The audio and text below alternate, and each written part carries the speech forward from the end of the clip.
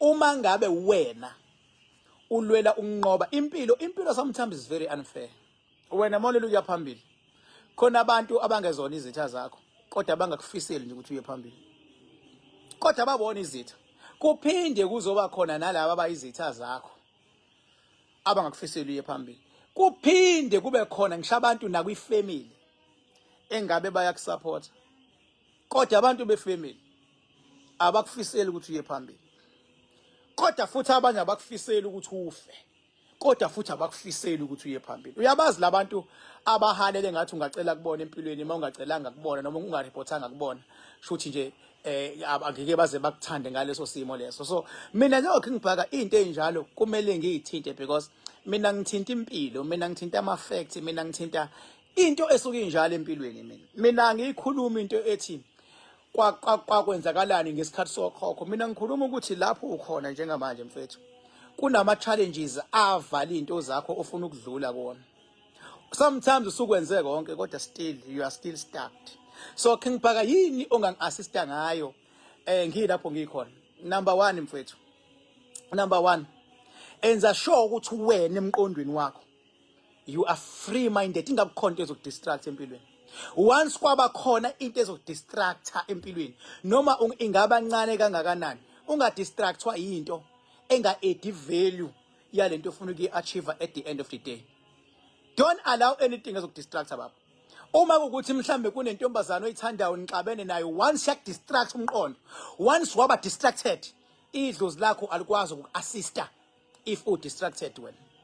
Ukuze ube free ukwazi ukunqoba empilweni, musu kuvuma into ezokudistracta baba. Futhi ungashaye ngathi awudistractekile kodwa ubudistractekile at the same time. But psychologically iba nendlela ozodila ngayo nezimpo obhekene nazo ukwazi ukuhlukanisa ukuthi lokhu ngeke kuze kungisize but lokhu kuzongisiza. Kuzokusiza ngani ukuxabana nesithandwa sakho? Vele mhlambe la sikhona esiyifebelayo kwayisona. Vele siyayifebela mos but uxabene naso wena. And usuze ngempela awulala ebusuku ucabanga umuntu mhlambe honestly speaking la ekhona omunye umuntu umgonile. Awucabangi ngani ukuthi no, because lo muntu lo la ekhona vele akangithathi serious. Uma engangithathi serious shothi ukhona umuntu amthatha serious. Wena susaka ukufocusa kuleyo nto, because once wafocusa kuleyo nto engeke izikusize ngalutho. Uzogcina wenza izinto mfethu ezocost impilo yakho. Uzogcina uthatha isibhamu, uthatha umbese, ugcina uthatha ini, uhambe uyolimaza umuntu okade vele ngekasakusiza empilweni. Empilweni focusa entweni esazokusiza. Idlozi lakho lisebenza kalula ngomuntu if ene drive. If ene drive. Khona mfethu ukuthi kade wenza ibusiness noma wengane, noma ubuwenza ibusiness nonkosikazi wakho.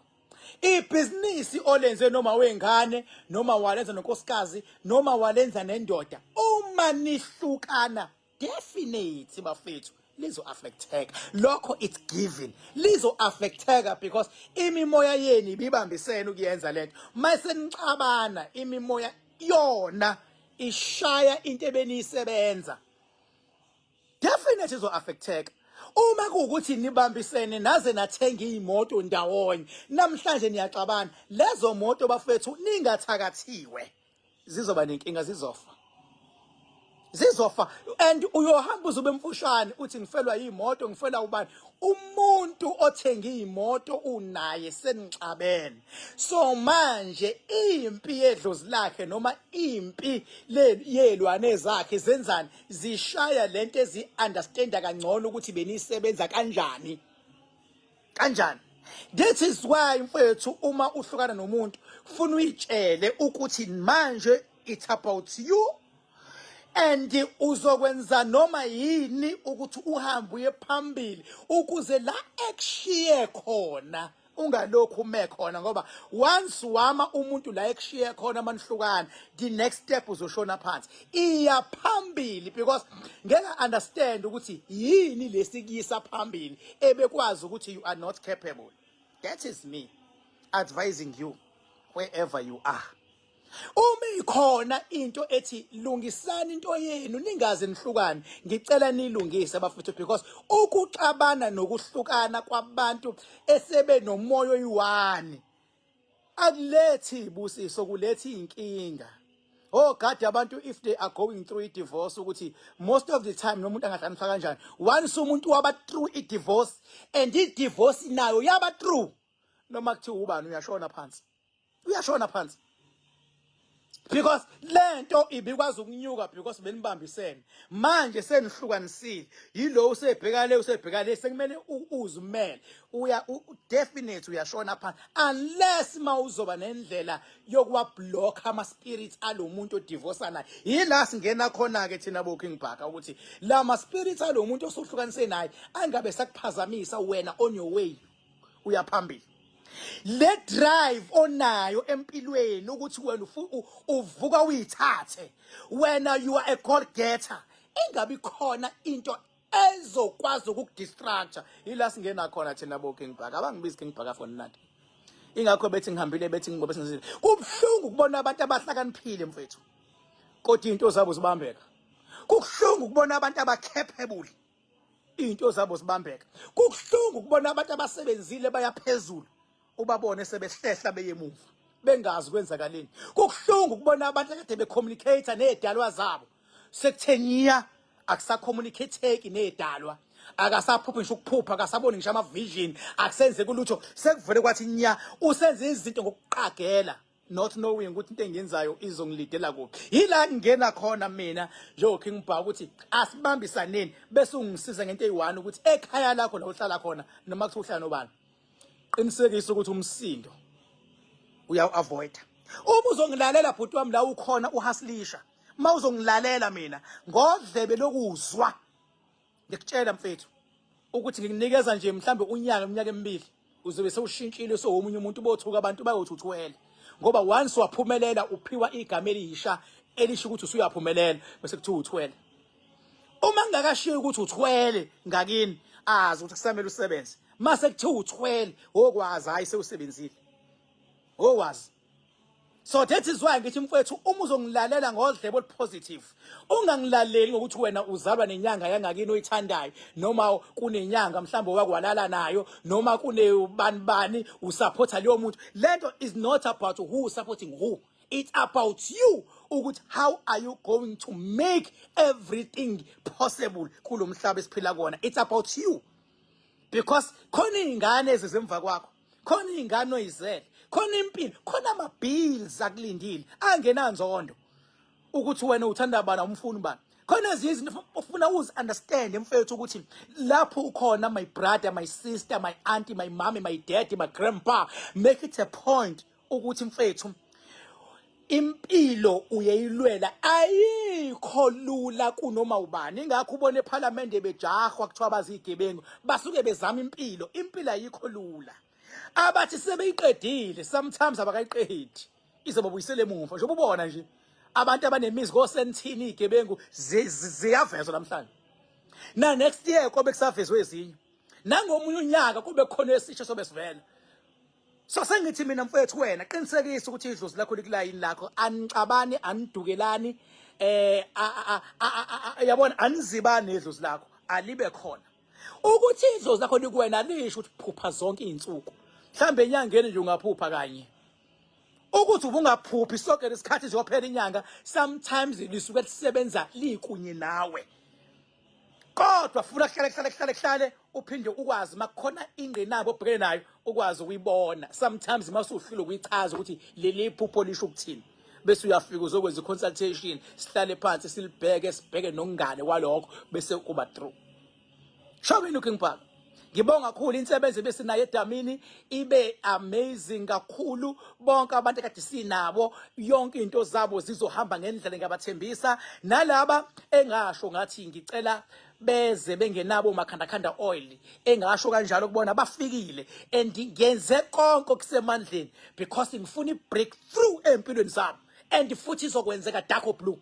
Ayikho ke into evimba mangabe sesishilo thina mase sikhuza legenge ekhulayo, umuntu akhule ethi nginsizwa mina, baze bakuhlohla abanye bathi winsizwa wena, mana ngikutshele bhuti wami sifethi lapho ukhona insizwa kubi uwe insizwa kubi uwe insizwa kuba abantu abasemva kwakho noma abantu bekusaba bethi uyinsizwa basabi wena kuqale kubhekwe ukuthi uzalwa kuphi uzalwa nobani before bakusaba abantu insizwa kuwena insizwa ilabantu abasemva kwakho okusho ukuthi mawuyinsizwa ngempela ngi-advise laba bathi bayinsizwa ke all over nala kuma social media mawuyinsizwa ngempela kumele libe khona ithimba elistrong lisemva kwakho ongathi makuthiwa uyagaxela likwazi ukukulwela noma likwazi ukukukhipha la ubhajwe khona lelo thimba kumele ukwazi ukulalela malikhuza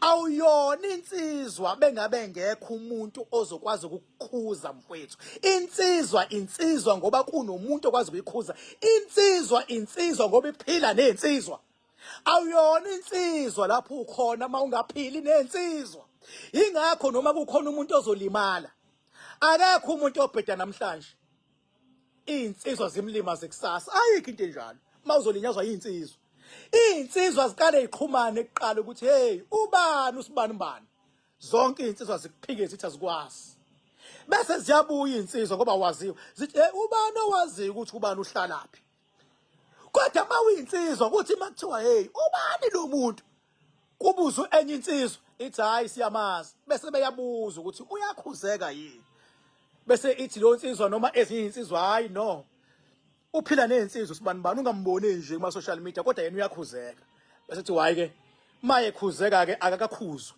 mayisekhuzwa kufuna veze ukuthi uyakhuzeka ukuze kucace ukuthi uyinsizwa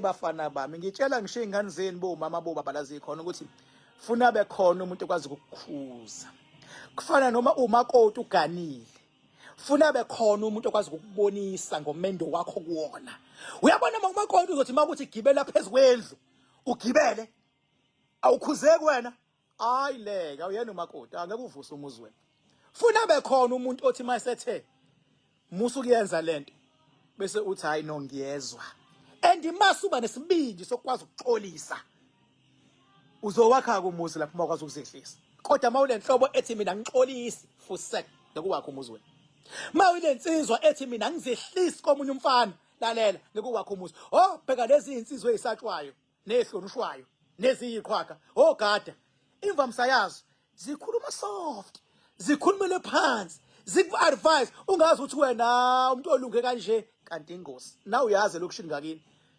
lo muntu ekuthiwa uyingozi akavamisile ukuphapha omunye ngathi uyitsatsatsana omunye uma kunenamba ehambayo kuthiwe ubani usibani kuba naleyo khona iqala kuthiwa hayi no siyamazi hayi animeni ngizokhuluma naye mase ukhulume naye ufuna ukukhulumeke naye alibone iphutha bese iyaxolisa umuntu okwazi ukuxolisa uyohlala enqoba umakoti okwazi ukuzehlisa kumnyeni wakhe axolise endodeni uyonqoba insizwa ekwazi ukuzehlisa insizweni mangabe wrong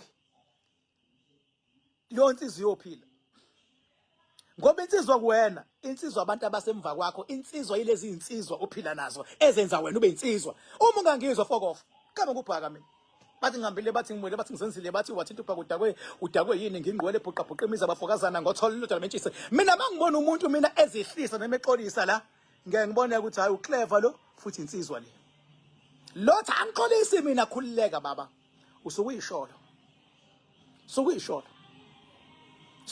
nje ngoba uxolisi wena noma uzehlisi wena sukuyisholo awunamuntu okubonisayo shothi weak kodwa mawu strong bazokutshela bathi hayi ingozi le and mawusutshela ukuthi ingozi le hayi wosaba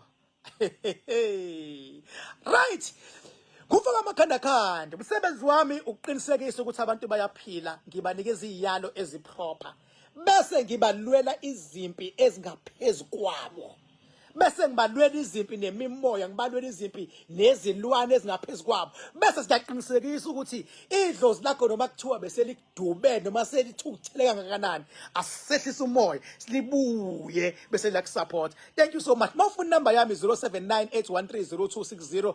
Ngithola ngensuku ezimbili, ngolosithathu ngisuke nginumber 44 Rocky Ridge Road, noma nje uthi King Bhakanzama ekuletha la. Ngomgqibelo ngisuke sizoqala ku Rocky Ridge mase siye King Bhakanzama Dam lapha yakwesikaMakhanda kanti isigodi ila ngisuke khona ngilwa ngezinga eliphezulu, basazobona abantu akudlala. 0798130260. Bye bye. Ngithanda